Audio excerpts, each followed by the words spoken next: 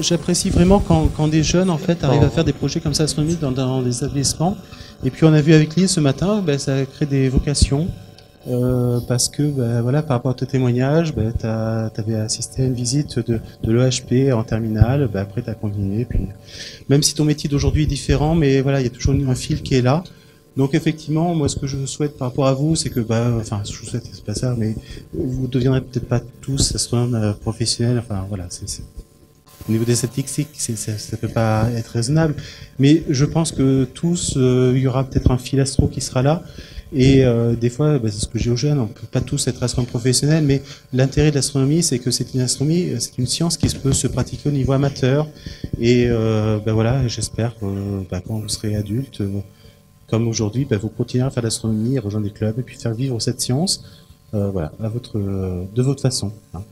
Donc, projet autour des mesures de distance. Donc maintenant, je vais vous laisser la parole et à tout à l'heure. Bien, bonjour. Donc moi je suis Francis, le prof de maths du collège de La Rochefoucauld. J'anime le club Astro dont voici quelques éminents membres. Notre ami Odilia, Maëlia, Juliette, Ruben et Adrien. On a même des élèves qui nous suivent après le collège, puisqu'il y a au fond une élève de première qui participe encore activement à nos activités. Voilà, donc la présentation de ce soir, on va pas vous faire l'injure de vous expliquer comment on estime les distances des objets célestes, puisque vous le savez tous. Donc on va vous montrer un peu comment les activités qu'on essaye de mener au sein de notre club. Et je vais donc leur laisser la parole. Alors je vous prie d'être indulgents avec eux, parce que c'est assez intimidant de s'exprimer devant un parterre aussi nombreux, de gens qui en connaissent autant. Voilà, donc ne vous inquiétez pas, s'ils parlent trop vite, je vais essayer de les modérer. Et voilà. Alors, je donne la parole à Adrien. Donc, bonjour à tous. Le club Astro de La Rochefoucauld existe depuis 2012 jusqu'à maintenant et il continuera encore d'exister.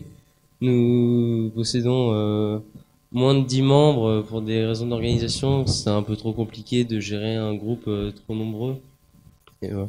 Nous privilégions davantage des élèves de 4e et 3e, c'est plus simple d'expliquer des termes compliqués, même si nous avons une majorité de 5e cette année. Nous travaillons 1 heure par semaine tous les jeudis soirs avec notre prof Francis, ainsi que de temps en temps Madame Lagore qui nous accompagne sur des sorties ou des observations. Nous faisons confiance en l'intelligence des élèves qui participent avec nous à l'astronomie.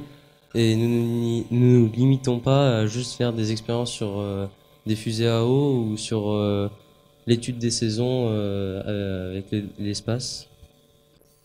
Nous essayons d'utiliser au maximum l'outil numérique pour réaliser des expériences, des modèles grâce à Scratch ou au Processing, et ou pour même faire des présentations comme aujourd'hui, même si nous ne l'avons pas. Donc je vais laisser la parole à mon ami Ruben. Donc bonjour, moi je vais vous parler du matériel et des activités qu'on fait avec le club Astro. Donc en matériel, on utilise un télescope C8 ainsi qu'une lunette 110 mm. L'année dernière au club Astro, ils ont travaillé donc sur les satellites galiléens. Cette année, on a travaillé sur les distances et les mesures en 3D, et l'année prochaine, ils travailleront sur les extraterrestres. Comme activité, on fait des sorties donc à l'espace Mendès France, ainsi qu'en août à Astrolis. On se base au niveau des projets sur des idées donc de CLEA, le comité de liaison des enseignants astronomes. On fait donc des fois des observations donc chez Francis avec les télescopes donc, dont je vous ai parlé. On fait certains élèves l'ont présenté le club Astro ainsi que donc les sujets qu'on a étudiés pour leur oral du brevet. Et on a un groupe Facebook où notre prof, donc Francis, nous envoie donc les nouvelles sur le ciel, ainsi que les prochaines apparitions qu'on pourrait observer. Donc là, je vais laisser la place aux filles.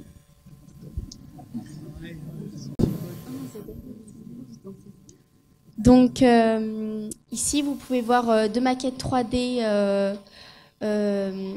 qu'on a réalisées. Donc ici, la constellation de la Lyre et ici la constellation du Cygne. Donc nous avons recherché une constellation et avons réfléchi à sa conception. Donc là, on peut voir que les perles jaunes représentent les étoiles. Pour cela, nous avons dû faire des calculs de proportionnalité. Ainsi, nous avons pu réaliser ces maquettes. Voilà.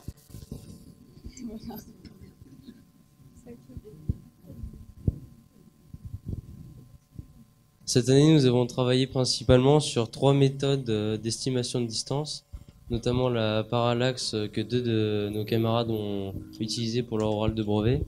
Nous avons travaillé aussi sur les céphéides, même si nous les avons moins étudiés, car c'était un peu complexe. Et nous avons travaillé sur le décalage à rouge que j'ai moi-même présenté à mon oral du brevet. Nous faisons des essais de présentation avec le processing pour modéliser des planètes en 3D et ainsi pouvoir essayer de nous déplacer autour d'elles grâce à ça. Et nous avons essayé aussi de réaliser des images anaglyphes en 3D avec GIMP, même si nous n'avons pas vraiment réussi. Voilà. Donc je vais redonner la parole à notre prof. Ouais, je vais terminer en parlant des difficultés qu'on rencontre pour faire de l'astronomie en collège, parce que bon, c'est vrai que se rencontrer tous les jeudis soirs, c'est pas trop compliqué. Mais on a, nous en tout cas dans notre collège, on n'a pas de structure. En fait, on n'existe pas. On nous tolère, on nous prête des locaux, on nous prête des ordinateurs, mais ça s'arrête là. C'est-à-dire que tout le reste, eh bien, c'est le prof de maths qui s'en occupe. Voilà. Aujourd'hui, on est venu dans un minibus que le prof de maths a loué. Voilà. Bon. Mais bon, je le fais avec grand plaisir et ils sont très heureux d'être là, donc là, ça me pose aucun souci. On a aussi des difficultés, c'est sur les observations, parce que c'est vachement compliqué de convaincre les parents de laisser leur gamin une nuit tout seul avec leur prof, même si je m'entoure de Valérie pour qu'il y ait une femme, parce que Adrien l'a pas dit tout à l'heure. Moi, j'essaye de faire en sorte qu'il y ait beaucoup de filles, parce que je souhaiterais que les filles fassent beaucoup plus de sciences que ce qu'elles font, parce qu'on se rend compte que les bons élèves filles, eh bien, elles veulent devenir prof de lettres, prof de langue ou je sais pas quoi, mais il y en a aucune qui va dire qu'elle veut devenir physicienne ou je sais pas, ou ingénieur. Et ça m'agace. Voilà. Donc j'essaie de les attirer à faire un peu de science avec moi. Bon, il y a les profs de sciences du collège qui font leur job, hein. D'autant que les profs de SVT sont tous des femmes. Mais les SVT, c'est pas des sciences. Hors des maths et de la physique, point de salut. Voilà, donc c'est extrêmement difficile d'organiser et de convaincre les parents, même si quand il a dit tout à l'heure, on fait des observations chez Francis. Oui, alors effectivement, c'est chez moi, parce que j'ai la chance d'avoir un grand terrain, une grande bâtisse, et je peux les loger tous avec une chambre des filles, une chambre des garçons, Valérie au milieu qui fait la police, enfin bon. Mais malgré ça, il y a toujours des réticences des parents. Pareil toutes les sorties en fait nous posent problème, hein. Il a parlé d'Astrolis tout à l'heure. Quand on va à Astrolis en Vendée, qui est sympa, c'est tranquille, c'est une voiture, c'est donc 5 élèves et puis point barre, quoi. Enfin, ouais, mais les parents sont pas forcément fans d'astronomie, quoi. Voilà. Moi je voudrais les emmener par exemple aux Journées du ciel et de l'espace à Paris, enfin en tout cas en emmener quelques-uns. C'est hyper compliqué. C'est hyper compliqué. Voilà. Alors, cela dit, on essaye de faire des choses, comment dire, un peu haut de gamme. On essaie de faire des choses bien, quoi. Parce que ce qu'elles ont fait là, je trouve que c'est quand même, vous voyez, elles mettent de la peinture, des petites étoiles. On a apporté un panneau, par exemple, alors qui date de l'année dernière, Mais on essaye de faire de faire du travail. C'était donc sur les satellites galiléens. Bon, on met un fond noir, on met des petites étoiles, on essaye de faire des trucs plutôt pas mal. Euh, L'année dernière, par exemple, on a travaillé donc, toujours sur la satellite galiléen avec. Alors, on avait même des élèves de 6e, puisqu'elles sont en 5e cette année, mais elles étaient en 6e. Et donc, on leur a fait faire du scratch. Et ils ont fait des trucs qui, pour des élèves de 6e, étaient quand même assez bien foutus. Alors, c'est pas complètement achevé, parce que voilà, ce sont que des élèves de 6e. Mais alors, il faudrait cliquer sur celui-là. Ah,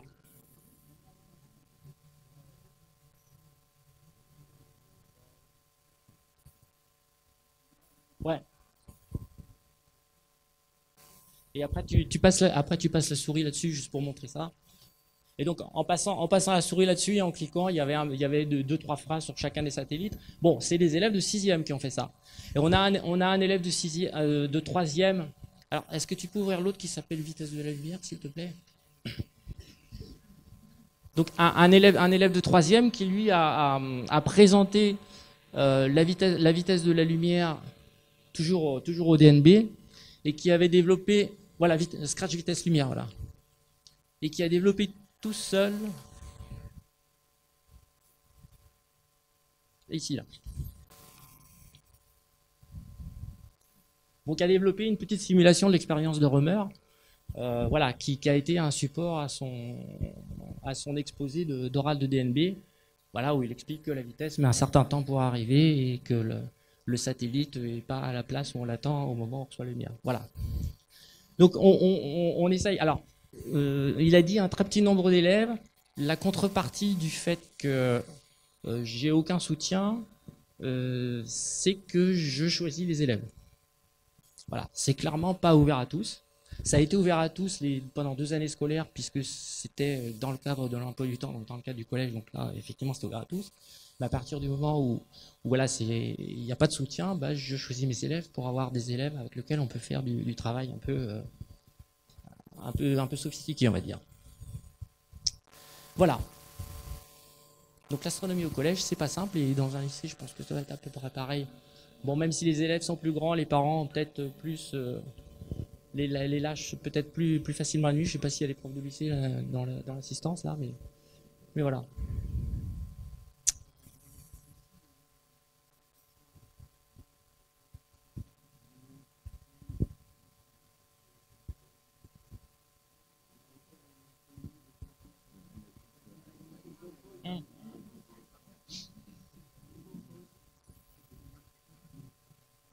Voilà. Alors, malgré tout, je fais beaucoup de critiques, mais on a quand même une chance, c'est la lunette dont a parlé Ruben. Enfin, il a dit qu'elle appartenait au collège, elle appartient à Sciences à l'école. Et on l'a récupérée d'un collège de Vienne, d'ailleurs, je ne sais plus trop qui savait plus trop quoi en faire. Et donc, on a une belle lunette avec une monture motorisée qui est, voilà. Ça nous permet, avec mon télescope personnel et puis celle-là, ça nous permet de faire des soirées d'observation où chacun peut prendre son temps, et puis on peut avec les raquettes, etc. Voilà.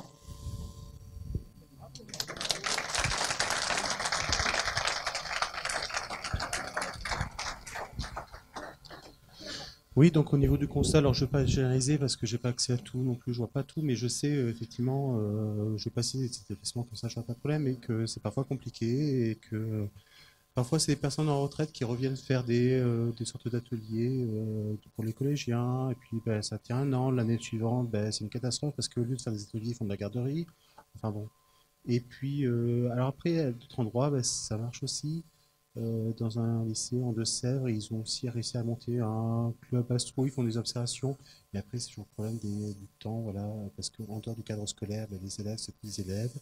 Donc, c'est toujours un petit peu compliqué pour ça. Non, j'ai pas cité Lisa. Ils font des choses et donc il y a une observation qui est prévue la semaine prochaine. Ils font le jeudi soir et une journée astro avec moi le vendredi. Donc tiens, l'observation, oui, c'est jeudi soir puisque le vendredi, ben voilà. Et après le lycée, ben, ils arrêtent. Donc il y a une observation le jeudi soir et la journée, donc ils font une observation solaire en prenant les doigts pour le soleil et en même temps du planétarium itinérant. Non, il y aura un film. Oui, ils vont prochain film sur Hawking. Hawking. Voilà. Et la projection est ouverte à tous. Hein.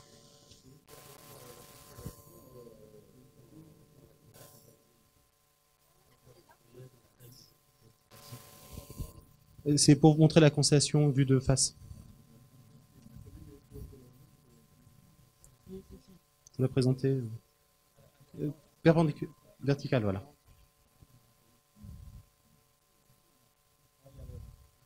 Donc plus la baquette est grande, plus ça signifie que l'étoile est proche, non? Il y a juste une erreur dans le... C'est inverse, là. Il y a juste une erreur, c'est que les distances sont inversées.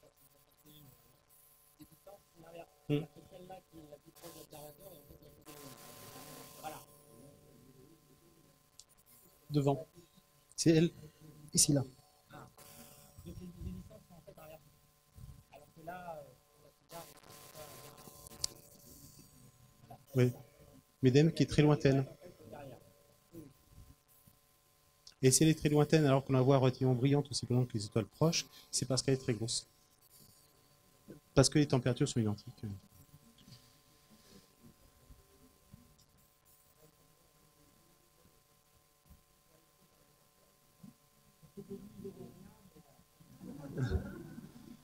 Alors pour Albireo, donc c'est l'étoile double certainement. Après il y a des petits doutes, c'est réellement double ou pas. En tous les cas, il y a 2 étoiles. Au niveau de la séparation entre les 2 étoiles, c'est équivalent d'une pièce de 2 euros. Je réfléchissais entre 1 et 2 euros, mais je crois que c'est non, c'est 1 euro, qui est placé à 200 mètres de vous. Vous voyez, si vous respectez la prévention, donc vous placez une pièce de 1 euro à 150 mètres. Voilà, c'est ça la séparation entre les 2 étoiles. Oui, et c'est pour ça que ça ne pousse jamais les pièces. Bien. Eh bien, devinez quoi? Oui, pardon.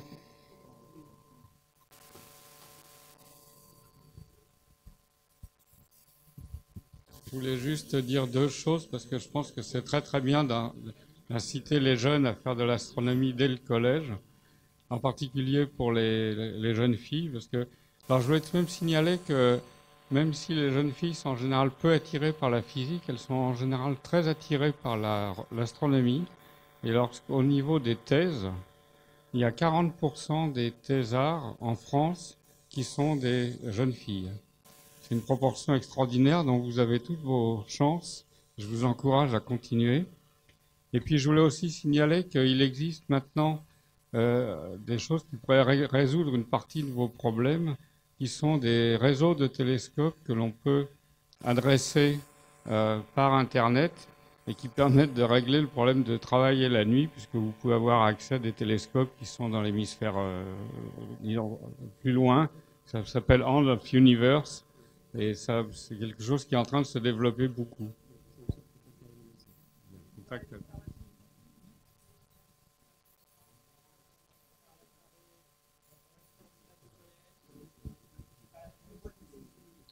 Voilà, et puis et on voit de ses yeux, ouais. Et on voit de ses yeux. Ouais.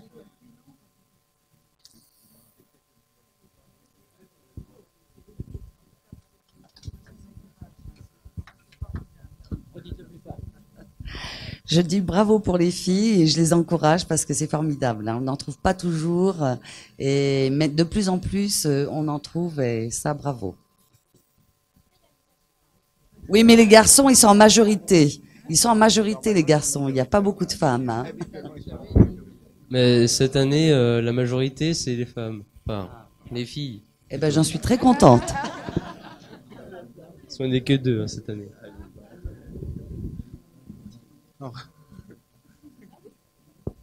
Merci. Oui, en fait, j'avais pas une question, j'ai eu plutôt une remarque parce que je sais pas si vous avez été là ce matin, si vous avez vu, mais du coup, moi, j'ai aussi été, comme il l'a dit, dans une classe terminale astronomie. Alors moi, j'étais en terminale. Vous êtes en quelle classe, j'ai oublié? 3e. Donc c'est encore plus tôt. Alors, je sais pas, juste enfin c'est pas une question, c'est une remarque. Je suis étonnée parce que moi, moi j'ai bientôt 30 ans, j'avais 18 ans et c'était toute la classe. Qui était dans le projet et je sais pas, il n'y a pas eu de problème particulier. On est allé une semaine à l'Observatoire de Haute-Provence et j'ai pas le souvenir qu'il y ait eu de... C'était une classe spécialisée, alors je sais pas si c'est le signe des temps et que déjà je suis trop vieille et que du coup les temps évoluent, j'en sais rien.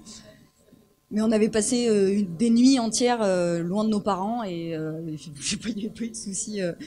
Donc je suis un peu triste un peu de voir que vous rencontrez ces soucis de, je sais pas, d'accord parental qui me paraissent et de manque d'implication des parents. Enfin, les temps ont changé, c'est-à-dire que Probablement. on en parlait à midi, les gens sont beaucoup plus inquiets. bah ouais. Ben, moi j'ai eu la réponse d'une gamine, puisque quand on a une observation de prévue là dans les jours qui vont venir, puisqu'il fait beau, etc. Il y a tout s'y prête. Et j'ai eu une réponse d'un parent qui est de dire, mais ma fille ne va pas dormir chez son professeur de maths. Voilà. Alors, sachant que il y a une prof femme, sachant que, encore une fois, j'ai un grand bâtiment, les filles dorment d'un côté, les garçons dorment de l'autre, que je fais ça depuis plusieurs années, que s'il y a eu le moindre problème, ça se saurait, enfin voilà quoi. Mais voilà, on est dans des espèces de craintes et de fantasmes que moi je trouve irrationnels, que tout le monde ne trouve pas irrationnels. Mais voilà. Et bah ça, vous pouvez rien faire contre. Ouais. Surtout que je suis pas si vieille que ça, quoi, donc je suis assez étonnée que Non, ça ait changé. c'est même pas ça. C'est même pas des questions d'assurance ou de je sais pas quoi. C'est une espèce de crainte, une espèce de.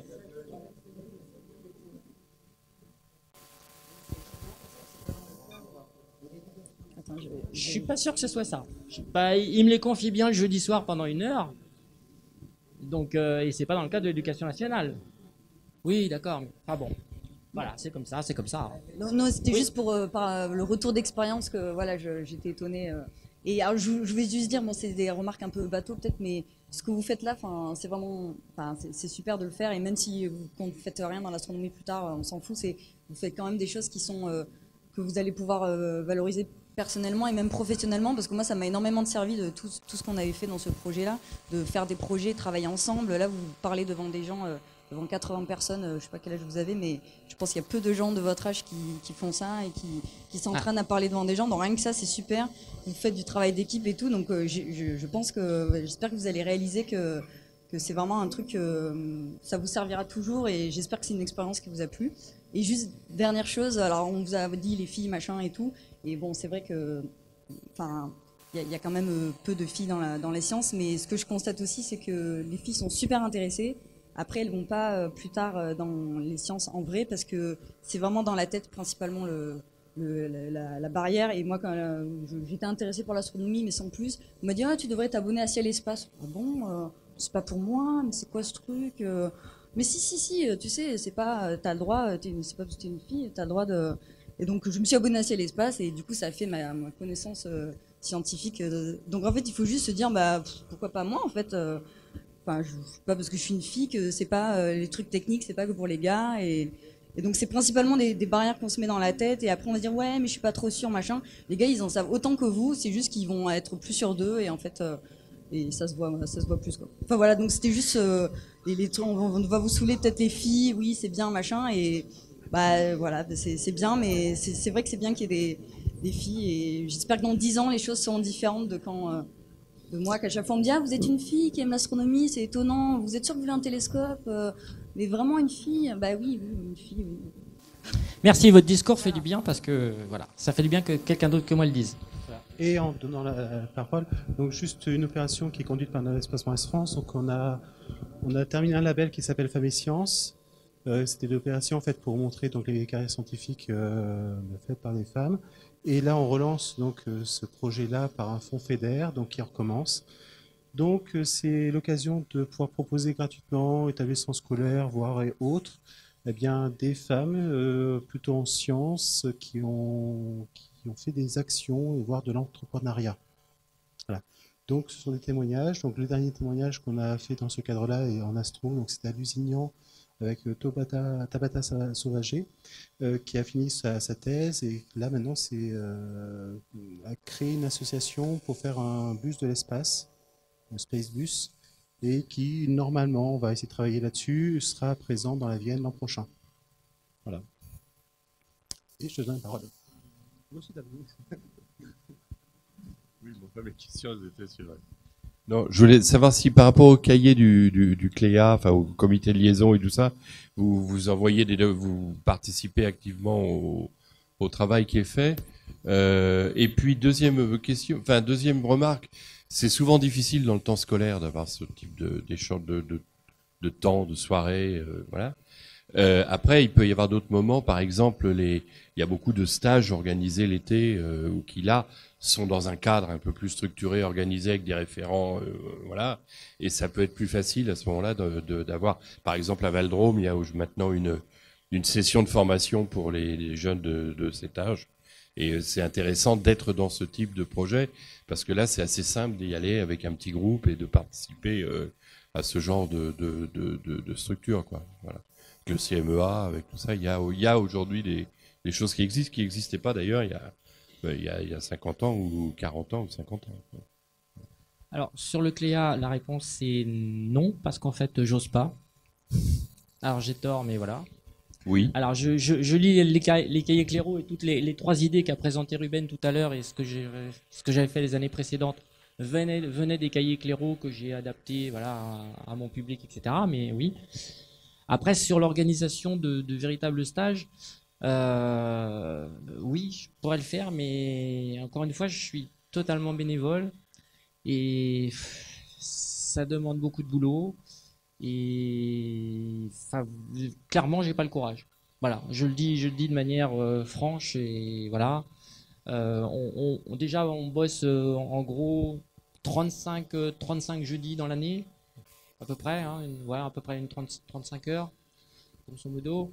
Je les emmène un peu à droite à gauche. Voilà, pour moi c'est assez. Mais après, si j'avais des collègues, en plus je suis pas prof de physique, c'est-à-dire que j'ai beaucoup moins d'informations que mes collègues de physique. Alors, j'ai une collègue qui m'envoie de temps en temps des choses, mais moi je reçois les trucs des profs de maths, mais pas des profs de physique. Donc je dois gratter un peu plus pour avoir des infos et voilà.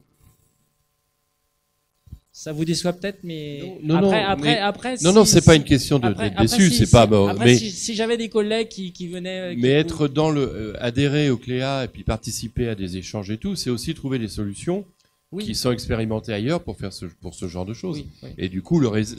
C'est vrai. On gagne toujours à être en réseau, quel que soit le réseau. Et le CLEA en est un, mais il y en a d'autres. Et être en réseau, c'est déjà un pas fait vers la facilitation des choses. Voilà. Vous avez raison. Merci. Merci à vous. Merci à vous.